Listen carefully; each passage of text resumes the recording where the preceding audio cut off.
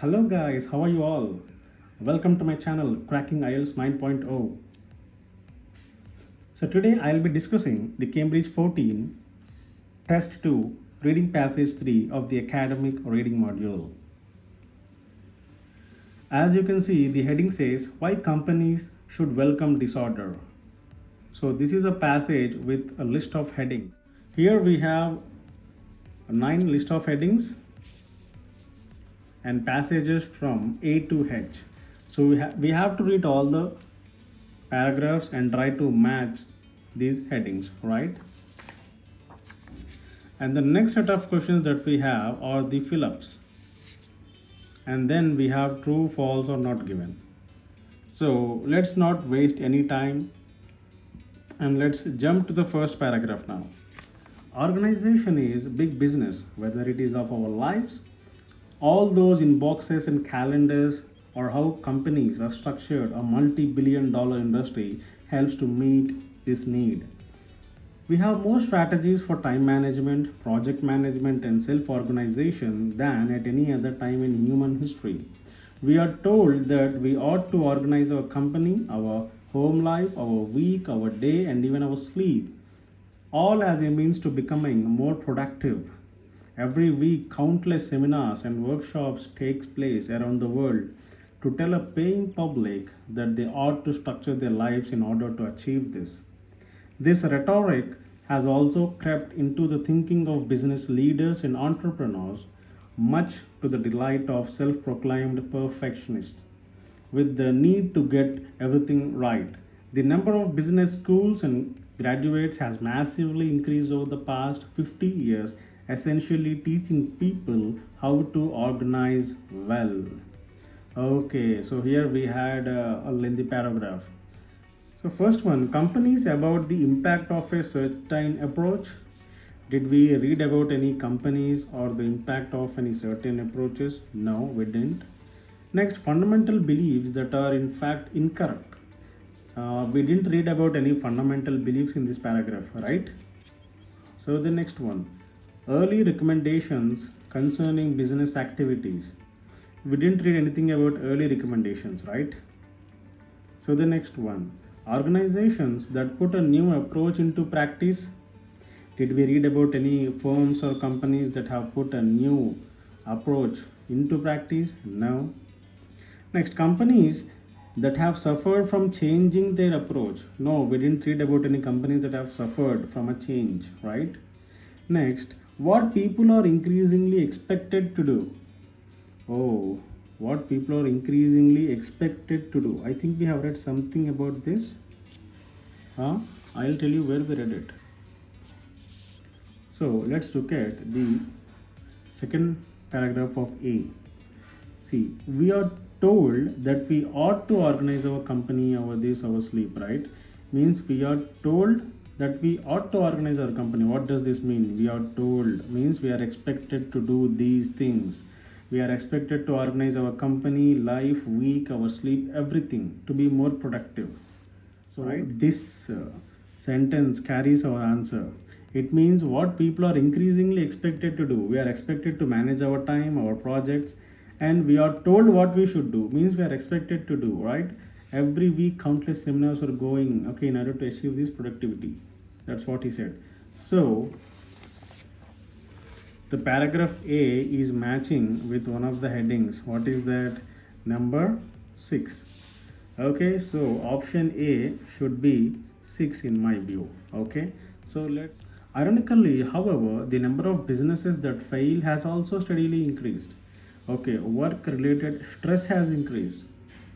A large proportion of workers from all demographics claim to be dissatisfied with the way their work is structured and managed.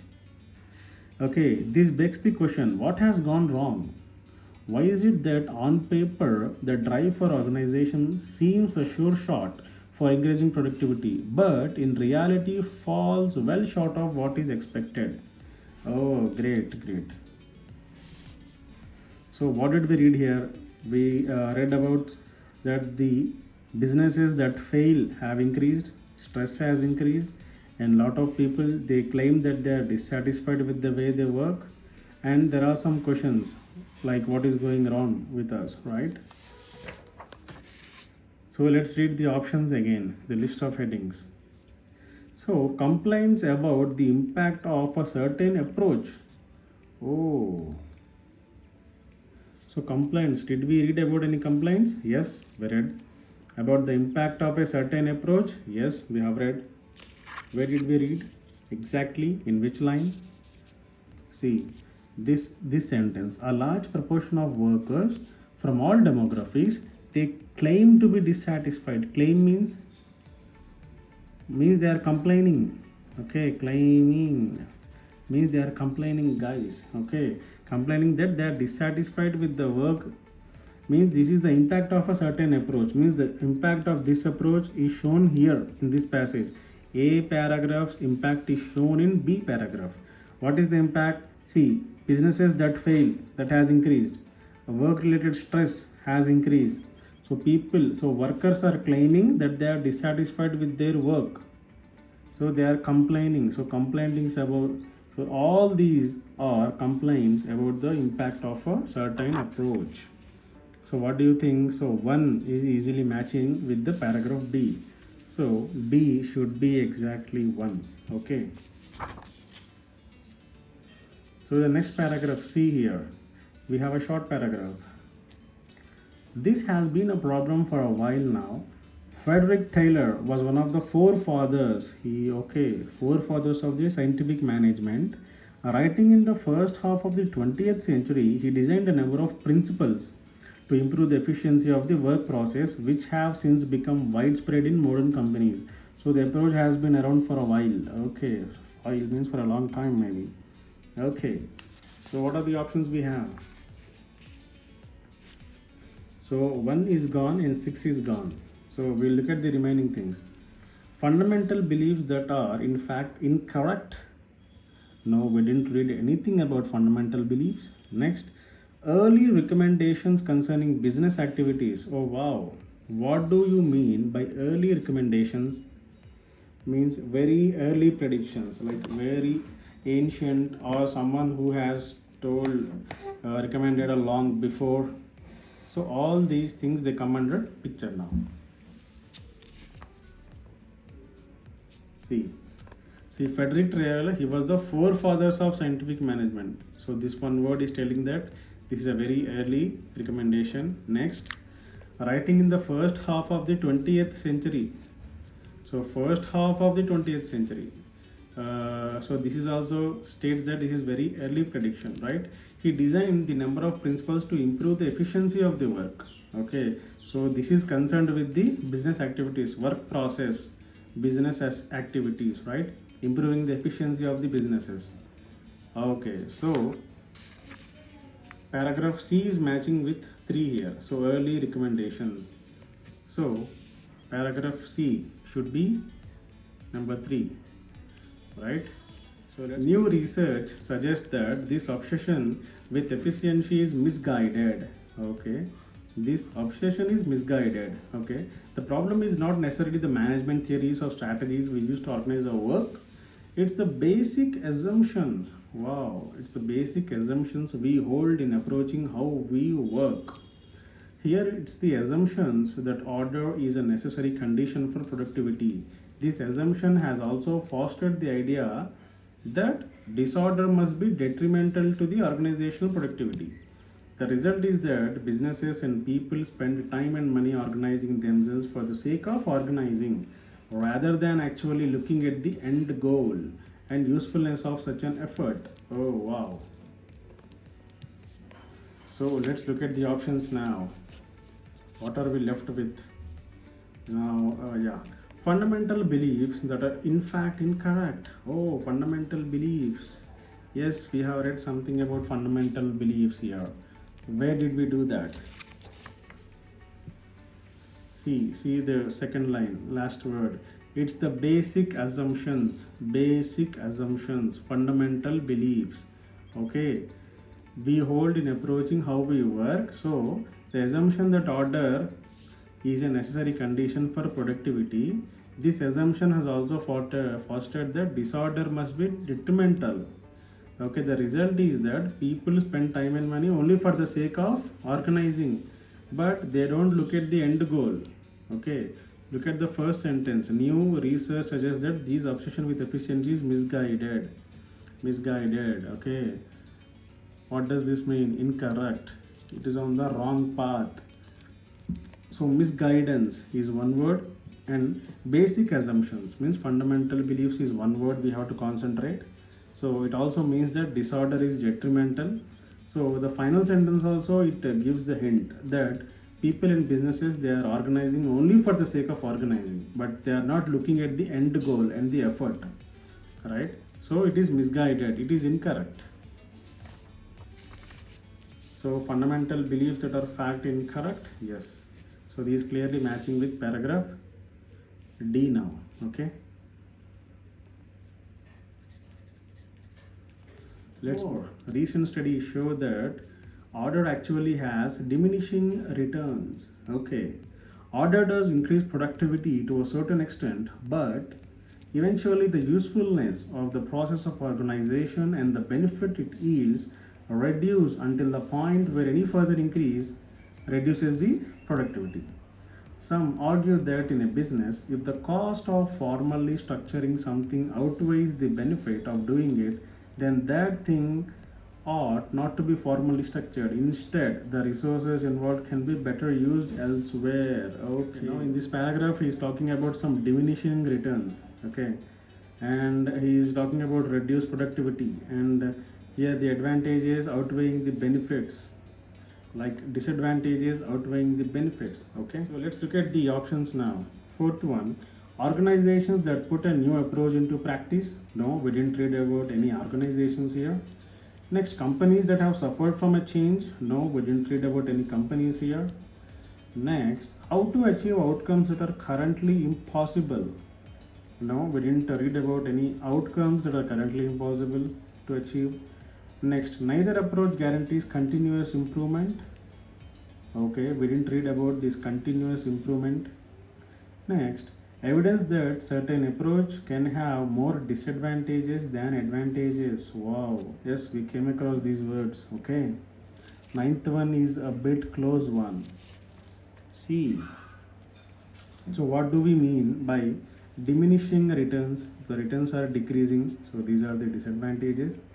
And here is one sentence that if the cost outweighs the benefit, means this is one drawback. If the drawback outweighs the benefit, then that is not formally structured. So the research involved can be better used elsewhere. Okay, so here he says that the disadvantages outweigh the advantages. So certain approach. So this is one approach has more disadvantages than advantages. Also this word called diminishing return also it can be considered as disadvantages. So the returns are reducing, right? So this is a disadvantage clearly. So we have to concentrate on these kind of words and the context of these sentences, guys. So ninth one is taken now. So E should be clearly 9.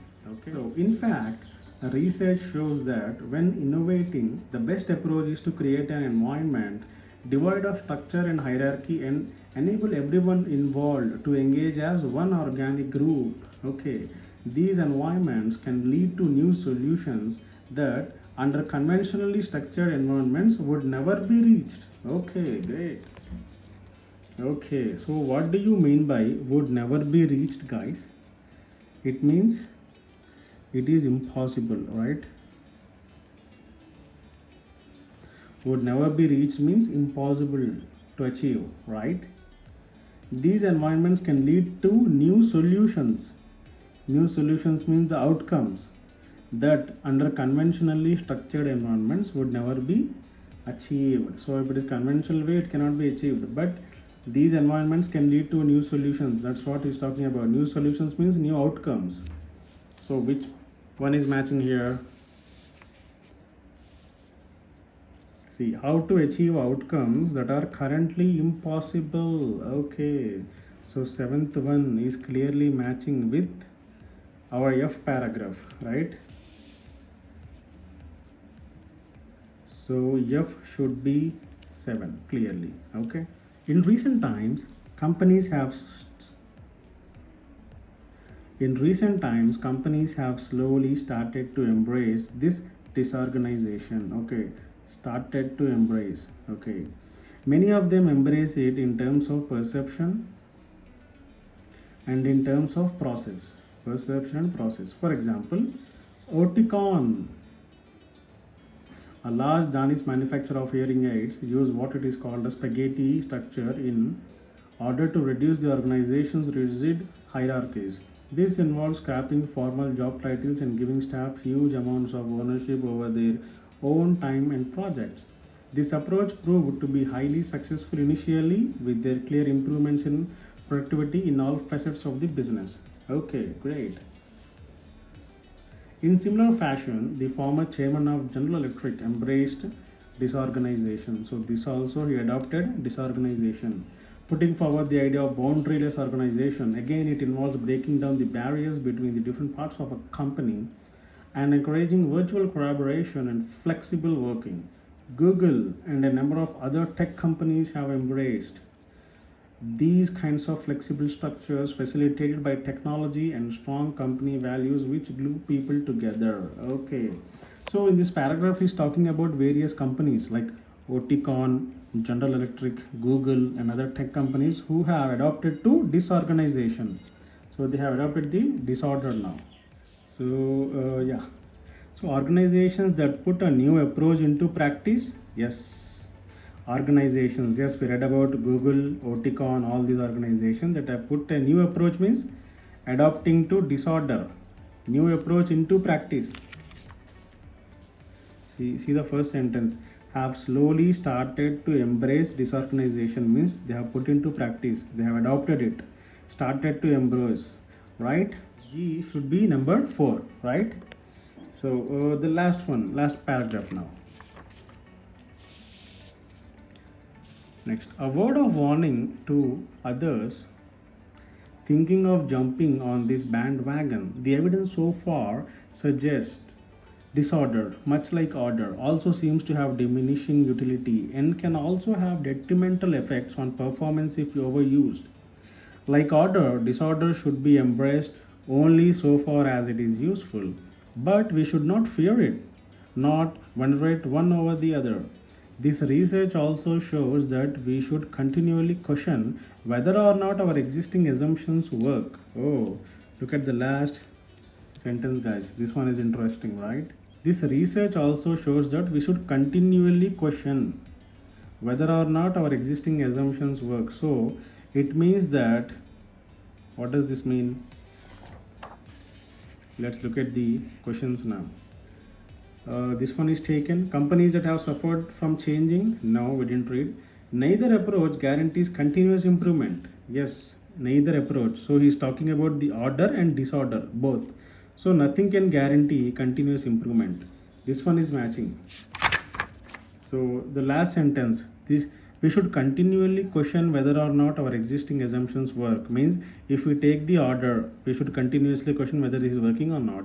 If we take the disorder, then we should also continuously question whether this is working or not. It means that there is no guarantee for any of the approach. It may work or it may not work, right? So what is the answer for the H? It is clearly number 8, right? So yes, that is the end of list of headings, and let's move. So here we have Phillips and one word only he's talking about. Okay. So numerous training sessions are aimed at people who feel that they are not dash enough. So he's talking about some training sessions, okay, are aimed at people who feel that they are not dash enough. Okay, let's look at the passage now. Okay, let's read this sentence in paragraph A. Every week, countless seminars and workshops take place around the world to tell a paying public that they ought to structure their lives in order to achieve this. This means this one, productivity. Okay. So, what do you mean by countless seminars and workshops? So, these are training sessions, right? All these seminars and workshops, they mean training sessions. So, they are for the paying public, means for the people who feel that they are not productive enough in order to achieve this. Means they are not productive. Whoever feel that they are not productive, they will go through these numerous training sessions. So the answer for the first fill up is productive, who feel that they are not productive enough. Next, being organized appeals to people who regard themselves as dash. So he's talking about being organized appealing to the people who regard themselves. So people are regarding themselves as something. Okay, let's read the third para of A. Right? This rhetoric has also crept into the thinking of business leaders and entrepreneurs, much to the delight of self-proclaimed perfectionists with the need to get everything right. Okay, guys, what do you mean by self-proclaimed?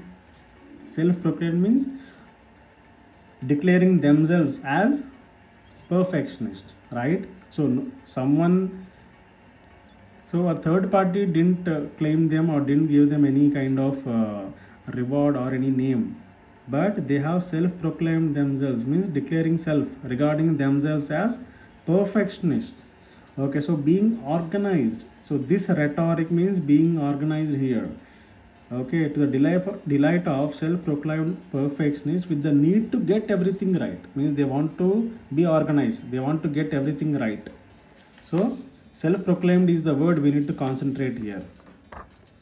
Okay, self-proclaimed means people who regard themselves as what? Perfectionists. Okay, next one. Many people feel dash with aspects of their work. So it's talking about many people feeling something with aspects of their work. Okay, what do they feel? Okay, let's read this sentence again.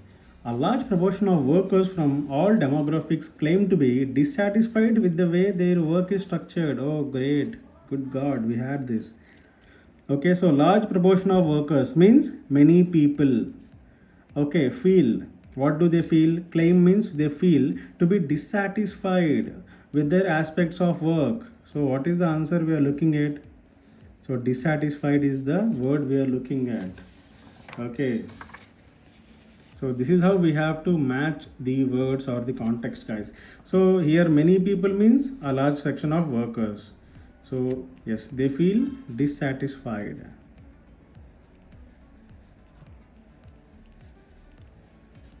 So yes, so sometimes we have to match the words, guys, sometimes we have to match the sentence, and sometimes we have to match the whole context.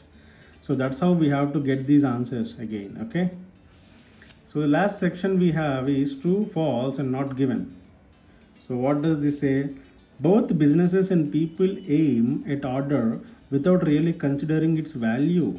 Okay, so he's talking about both the businesses and people aiming at the order without really considering its value. Let's look at the last sentence of D paragraph.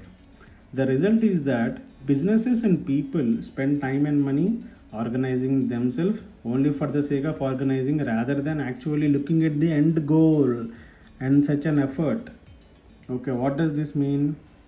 So businesses and people, they are aiming at order, only order, without really considering its value. What is its value? We have to look at the end goal and usefulness of such an effort. So we are not looking at the end goal and the usefulness. Okay, we are only doing only for the sake of organizing itself. So we are not considering its real value. So is it true? Yes, it is indeed. So both business and people are aiming at the order without really considering its value. Yes, true. It is true, guys. Next, innovation is more successful if the people involved have distinct roles.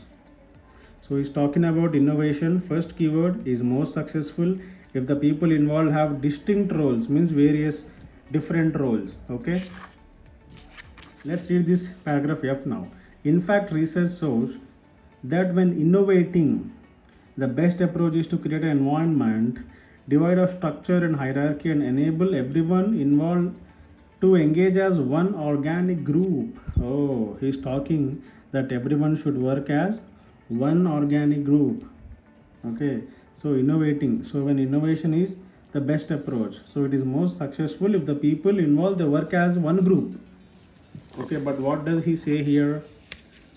He says that innovation is successful if the people have distinct roles. No, when people have similar roles, it is more successful. So this is clearly contradicting with what given in the passage. So answer is false, clearly, right?